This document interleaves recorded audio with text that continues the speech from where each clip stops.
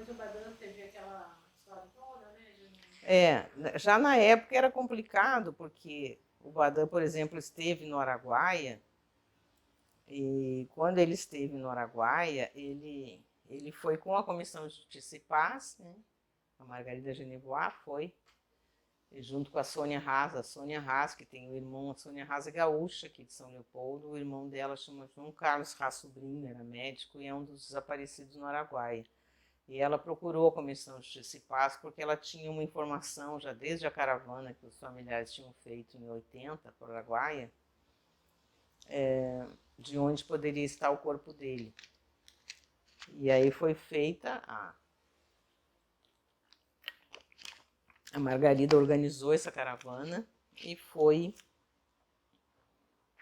para o Araguaia. E foi localizado um corpo que na época o Palhares disse que não era de ninguém, e sei lá por que história ficou ali, e ele trouxe um corpo de uma mulher que era envolta num paraquedas, que tinha um cinto, não sei o quê, e de um outro homem. E esse primeiro corpo, que depois a equipe argentina de antropologia forense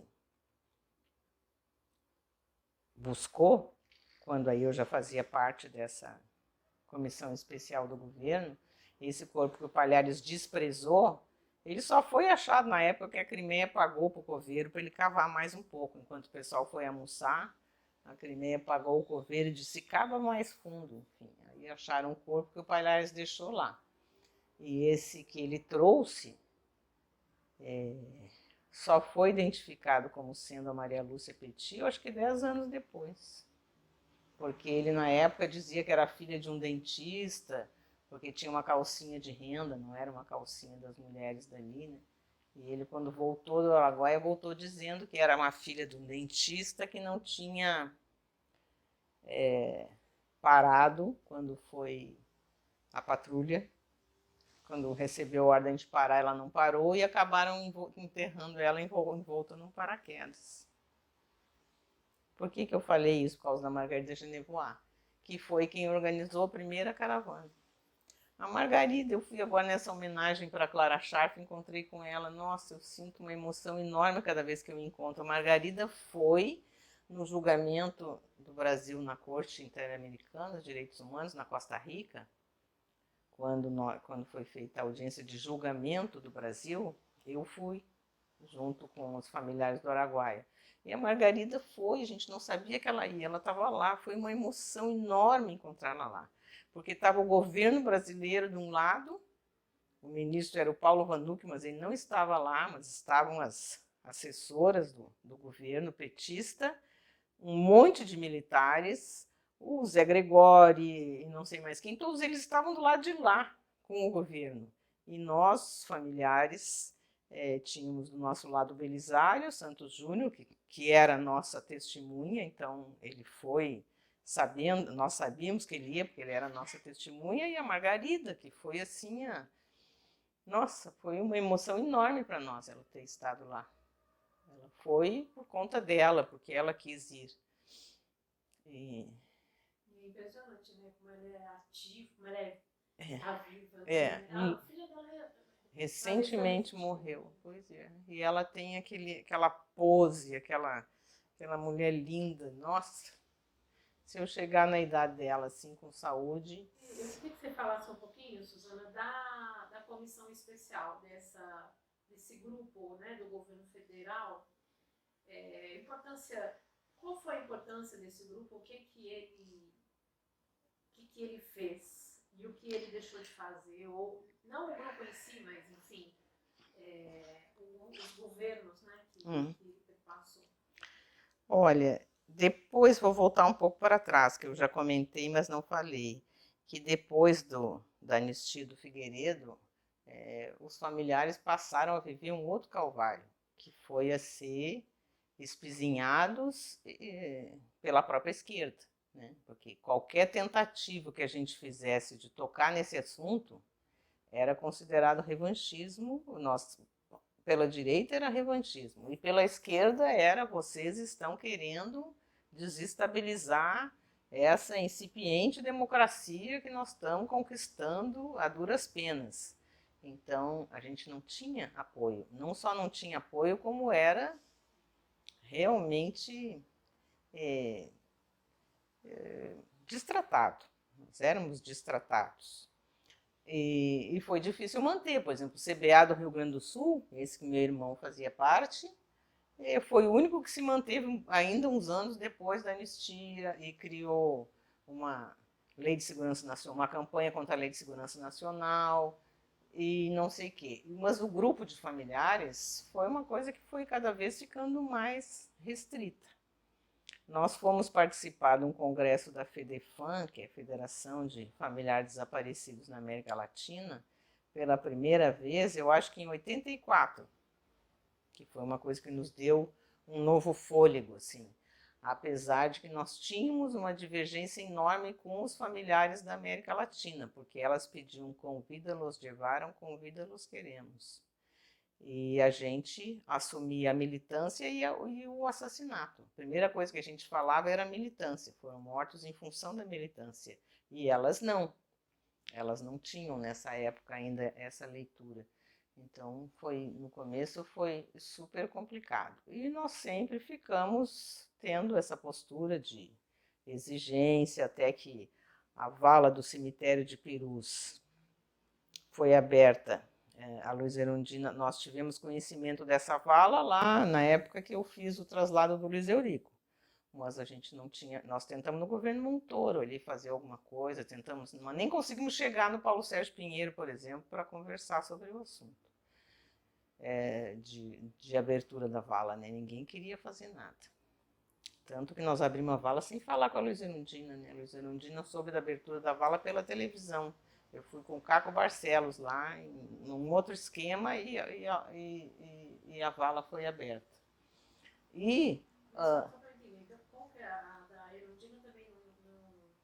Não, a Luiza Erundina não sabia. Assim, nós tínhamos informações dessa vala desde sempre, né? A gente não tinha conseguido abrir. Quando que a Luiza assume? Em 89. Tinha eleição presidencial, não tinha? Tinha. Então, o Luiz Eduardo me procurou para a gente abrir a vala. Eu falei, não, esse ano não, por causa da eleição do Lula, nós não vamos misturar esse negócio com a eleição do Lula. Eu achava que não devia. Então, deixamos para depois. E aí, o Caco Barcelos me procurou, porque ele estava escrevendo Rota 66, e ele tinha tido acesso aos arquivos do Instituto Médico Legal, e muitas das requisições de exame estavam marcadas com um T em vermelho. E ele se deu conta que eram os terroristas. Então, achava que muitos desaparecidos a gente ia localizar. Afinal, não localizamos porque eram nomes falsos que eles tinham usado para enterrar, casualmente, né? Todos os que ele não conhecia, a gente já conhecia porque tinham sido enterrados com nome falso. Mas quando ele foi no cemitério, esse Antônio Pires Eustáquio, eu acho que tu devia um dia gravar com ele. Eu não sabia dele. Porque ele é uma figura impressionante. Um homem simples, assim, e que ele é fundamental nessa história. Se não fosse ele, nada tinha acontecido. Porque ele nos emprestou os livros do cemitério para a gente ver, né? Para a gente pesquisar. E quando o Caco foi fazer uma matéria qualquer no cemitério, que eu nem sei qual foi, ele conta para o Caco da existência da vala. Porque eles lá pelas tantas, eles esvaziaram 2 quadras para poder ter mais lugar de sepultamento. Eles tiraram 2 quadras do cemitério, colocaram em sacos e botaram numa sala que tinha ali, porque o projeto inicial previa ter um crematório. Esse cemitério foi inaugurado pelo Maluf. E era previsto ter um crematório, que não sei por que não deu certo, acho que o custo era alto. Então, aquelas ossadas ficaram naquele quarto, embrulhado em saco plástico, até que um dia resolveram enterrar e botaram nessa vala. E aí o Caco contou, o seu Toninho contou para o Caco da vala. E aí, então, o Caco me procurou, porque a gente achava, para juntar aqueles nomes que ele tinha com esses. E aí, trabalhava com o Caco Maurício Maia, o filho do Carlito Maia. E o Maurício que fez toda a investigação na vala para saber quem eram os, pelo menos pelos nomes que a gente tinha, os 6 que estavam enterrados ali. E aí eu consegui autorização com o serviço funerário, o administrador do serviço funerário chamava Rui, não sei, não me lembro o sobrenome. Eu consegui autorização dele para abrir a vala. E o Caco, que é o Caco, né? Não é qualquer um, ele achou que ele não podia ficar com essa informação só para ele ia fazer um Globo Repórter. Ele divulgou essa informação para a imprensa. Só que o único que estava lá com carro de transmissão, como é que chama isso?